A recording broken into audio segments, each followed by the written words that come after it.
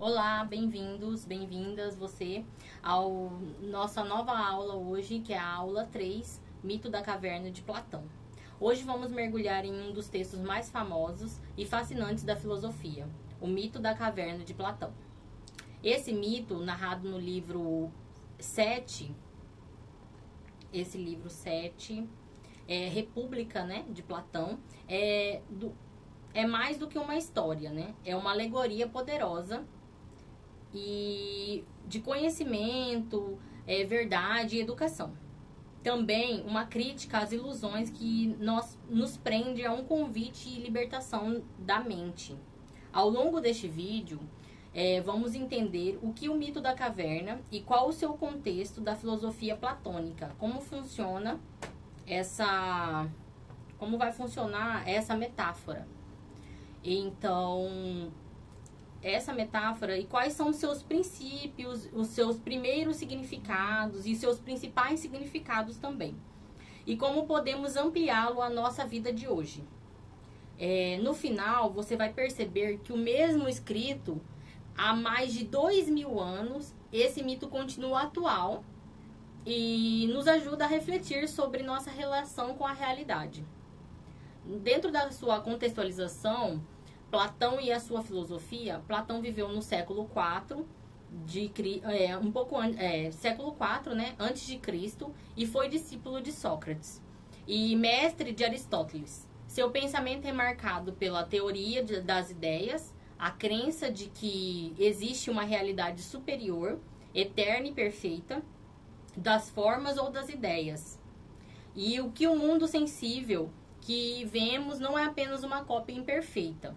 A República, onde o mito da caverna aparece, é uma obra sobre política, educação e justiça.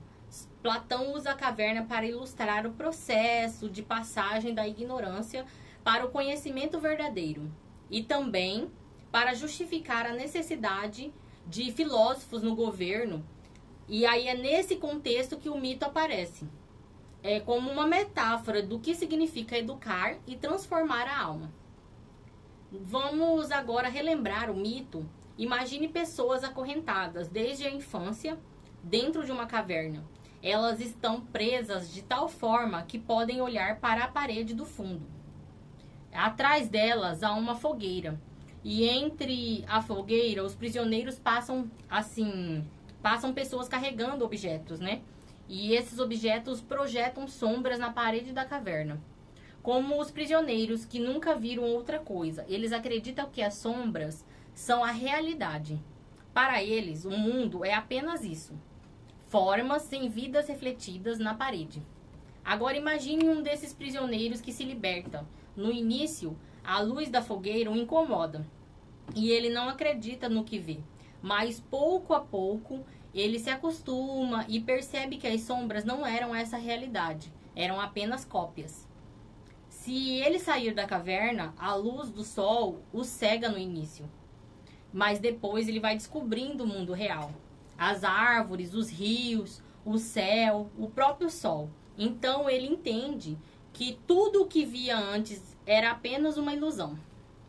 Esse prisioneiro volta para a caverna e tenta explicar aos outros, será visto como um louco, né? Talvez até rejeitado ou morto, porque os demais não querem abandonar as ilusões, nas quais eles sempre querem acreditar. Essa é um resumo assim da famosa alegoria da caverna de Platão.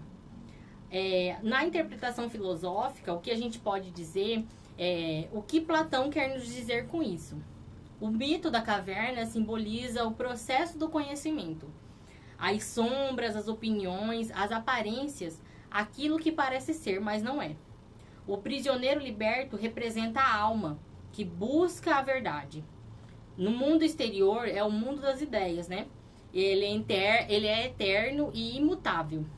O sol simboliza a ideia do bem, o princípio supremo que ilumina todas as coisas.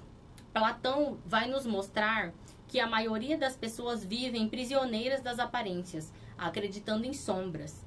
Poucos conseguem se libertar e esse processo é doloroso porque exige romper com crenças antigas, enfrentar resistências internas e suportar a luz da verdade. Esse caminho de ignorância à sabedoria é para Platão o sentido da filosofia.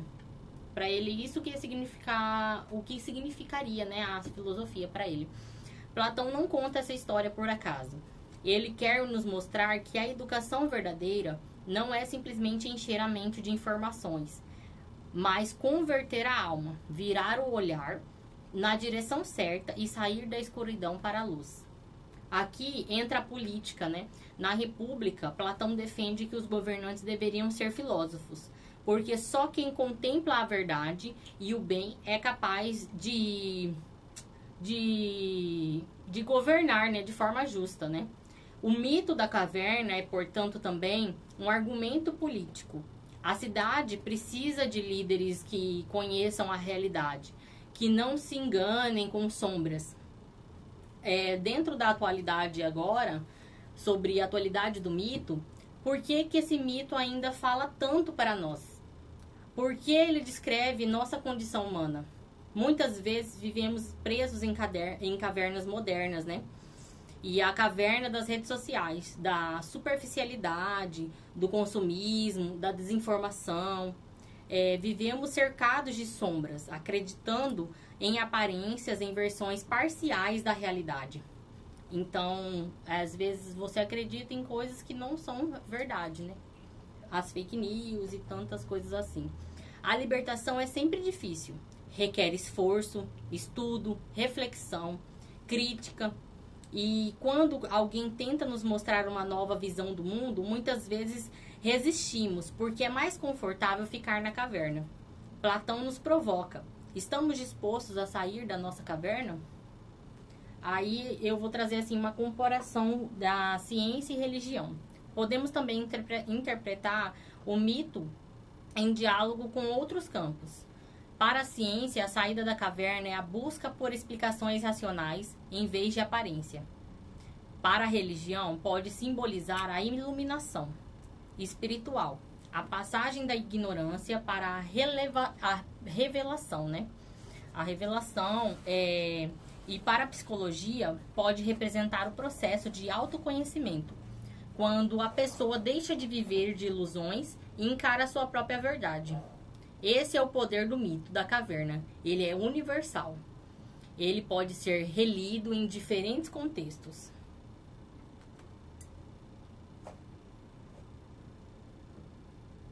Para concluir, o mito da caverna de Platão nos ensina que a verdade exige coragem.